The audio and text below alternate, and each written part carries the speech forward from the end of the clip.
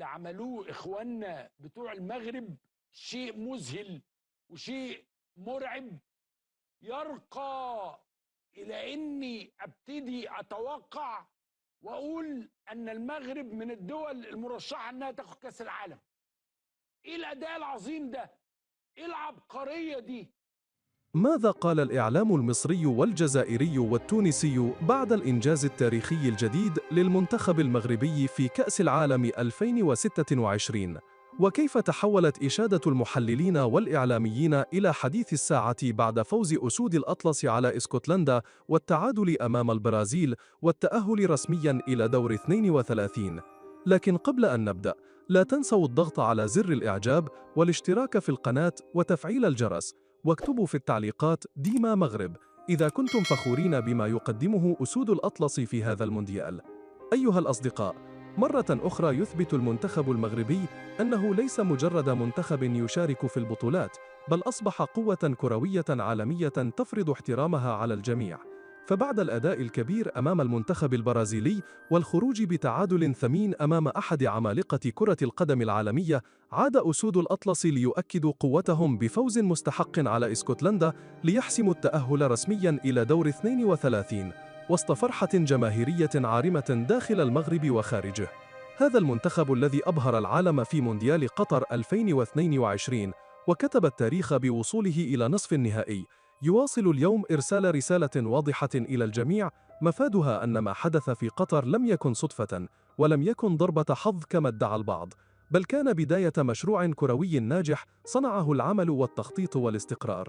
وفي خضم هذه الاحتفالات جاءت تصريحات الإعلامي والمحلل الجزائري علي بن شيخ لتثير تفاعلا واسعا، حيث أشاد بالمستوى الكبير الذي يقدمه المنتخب المغربي، مؤكدا أن المغرب أصبح اليوم من كبار إفريقيا ومن كبار العالم، وأن التجربة المغربية تستحق الدراسة والاستفادة منها. وأضاف أن ما حققه المغرب خلال السنوات الأخيرة لم يأتي من فراغ، بل نتيجة عمل طويل واستثمار حقيقي في كرة القدم، داعيا الجميع إلى التعلم من هذه التجربة الناجحة. أما الإعلام المصري فقد خصص مساحات واسعة للحديث عن إنجازات أسود الأطلس، وأكد الإعلامي الشهير عمرو أديب أن المنتخب المغربي أصبح رقما صعبا في كرة القدم العالمية، قائلا إن المغرب بات يفوز عندما يريد ويقدم كرة قدم ممتعة تجعل الجماهير تستمتع بالمشاهدة. كما أشاد بالروح القتالية للاعبين والانضباط التكتيكي الذي يظهر به المنتخب في كل مباراة.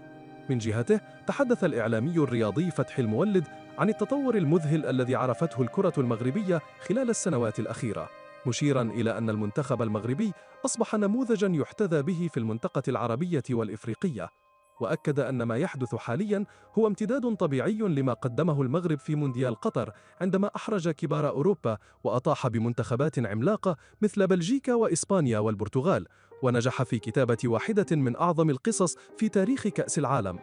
أما الإعلام التونسي فقد أشاد بدوره بالأداء المغربي، معتبرا أن أسود الأطلس أصبحوا مصدر فخر لكل الجماهير العربية والإفريقية، وأن استمرارهم في تقديم هذه المستويات يؤكد أن المغرب بات يمتلك مدرسة كروية متكاملة قادرة على المنافسة أمام أقوى منتخبات العالم. اليوم يقف المنتخب المغربي مرة أخرى أمام فرصة جديدة لكتابة التاريخ، جيل من النجوم يقوده الطموح والإصرار، وجماهير تؤمن بقدرة فريقها على تحقيق المزيد من الإنجازات. وبعد التعادل مع البرازيل والفوز على اسكتلندا والتأهل إلى الدور المقبل، أصبحت أنظار العالم تتجه نحو أسود الأطلس لمعرفة إلى أي مدى يمكن لهذا المنتخب المقاتل أن يصل. فهل ينجح المغرب في تكرار إنجاز قطر وربما تجاوزه هذه المرة؟ وهل نشاهد فصلاً جديداً من فصول المجد المغربي في كأس العالم 2026؟ شاركنا رأيك في التعليقات، ولا تنسوا دعم الفيديو بالإعجاب والاشتراك في القناة. ديما مغرب.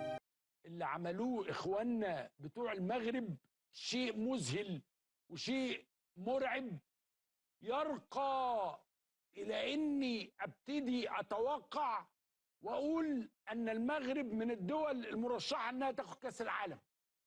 إيه الأداء العظيم ده؟ إيه العبقرية دي؟ إيه الثقة دي؟ والأهم إيه الطموح ده؟ إيه الطمع ده؟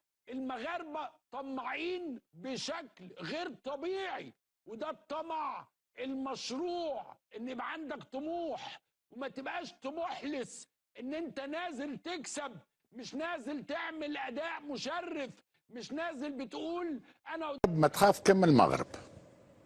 الفريق المغربي ما يخاف كم من نفسه، لانه الفريق المغربي من كبار العالم، هذا حتى بترتيب الفيفا متاع عنده 48 ساعه. سادس فريق في العالم. ماناش احنا تقول لا مجامله وعرب ونحبوا المغرب، لا لا لا، فرض حبها علينا. المغرب فرض حبها علينا، وبما انه فريق عربي ما تنجم كان تحبه وتشجعه، واضحه. الترتيب الاخير المغرب السادس، عندك 212 بلد، المغرب السادس. كيفاش على اللي يجي من بعد؟ اللي يجي من بعد لوج عليه باللوب، لوج عليه بالفتاش. اذا المغرب يخاف كم المغرب. جمال مبسوط يبتسم. لا عنده الحق، صح عليك، صح عليك معناها. لا صح عليك، صح علينا ايضا للامانه معناها. المغرب فرض علينا وانا نتفرجوا فيه وكانوا فريقنا. صحيح. فرض علينا كعرب، يمثل رغبة العرب وحماس العرب، ويمثل طموحات ايضا العرب. خالد يحكي لك احنا ما عندناش عقد. راهو انا شخصيا ما عنديش عقد. انا اللي ينورني كبلد عربي انا معاه، نزل العالم معاه. المغرب نورنا. ما تنجمش ما تحبش المغرب، ما تشجعش المغرب، ما تنجمش المغرب يلعب بين نهارين وبين نومين، ما تقعدش تفرش المغرب لاخر مقابله. سمعت فرق اخرى يجيك النوم وترقد، يجيك النعاس. اذا قلت لك المغرب اليوم فرض نفسه، واليوم المغرب عدو الاول هو المغرب. التواضع، التواضع. تطالبه بالتواضع. التواضع. خاف يقول لك احنا البرازيل مش احرجناها، بالبرازيل كنا قاب قوسين ان ننتصر عليه، وكنا نجم ننتصر على البرازيل. فاسكتلندا شكوني؟ لا تاخذ بالك. نبقاو ناس متواضعين، كل منافس نعطيه حق. اسكتلندا راهي الكره بحضراتكم من جديد. سنتحدث عن الشوط الاول المثير في اكثر المباراه ترقبا في الدور الاول من المجموعات. فرناندينيو في الشوط الاول شعرنا بان البرازيل شبيهه جدا بطريقه لعب ريال مدريد مع انشيلوتي في اعطاء الكره المنافس وانتظار اقل فرص للتسجيل.